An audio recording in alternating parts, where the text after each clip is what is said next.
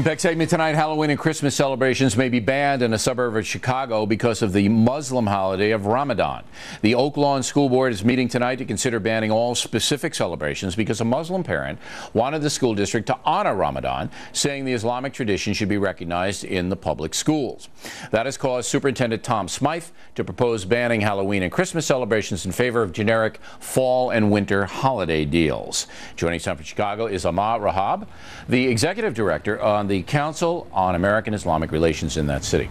All right, so the lady goes in, Muslim lady, and Elizabeth Zadon, and asks Mr. Smythe, look, we want to have some recognition of Ramadan here. Do you know any more about it, what the recognition was that the woman wanted? This woman is a member of the PTA of the school. She's a parent with 3 children in the school. A little context to the story, about 50% of the student population in this particular school are of a Muslim background. With that in mind, she wanted to decorate the school for the Ramadan season, just as she had last year. Last year, she not only decorated the school for Ramadan, she personally decorated the school for Christmas and for Hanukkah as well. Okay, so she wanted to put up the star and crescent flag, which indeed they did.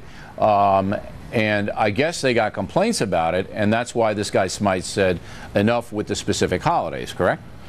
Correct, and that's where the problem is, Bill. That's what I want to clarify. In the news media, they have erroneously reported that the issue is a Muslim parent or the Muslim party, students, parents and others who wanted to do away with Christmas and Hanukkah. That is not true. What the Muslim party, the parents and the students wanted, was to have equal representation for their own season for Ramadan, just as they have for Hanukkah and for Christmas. No by equal representation, though, here's where we get a little dicey, and let me tell you why. If I'm Smythe, I'm the superintendent, I say to Miss Zadon, sure, you can put up the star and crescent flag and, a few decorations, and here's your wall space, and you can do it. But if you want parity with Christmas and Halloween, you can't have that, because these are traditional holidays in America. We have a system here where Christmas is a federal holiday, Halloween is just a celebration for children, and we're going to do a little bit more there. Would you object to that, or would she object to that? I'm not sure I understand what you mean by parity. It's not parity. It's not parity. You don't have the same amount of time to one as you do to the other, based upon the other having, particularly in Christmas, a legal holiday status. The only issue for her was decorating the school and being able to celebrate Ramadan. Okay. That was it. So, as a matter of fact, Bill, as a Muslim, then why is Smythe? And we talked to Smythe, but he wouldn't come on. And he just says, "Look, I'm tired of all this.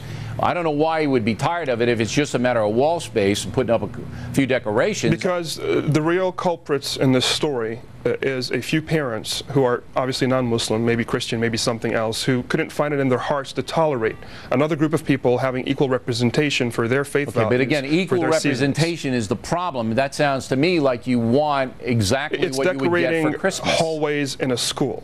Okay, it's not chiseling away at anybody else's rights whatsoever. Okay, it's not. They're making a mountain out of a mole. Let me tell you what I would do if it's ridiculous. Let me tell you what I would do if I were the superintendent. You tell me if I'm right or wrong.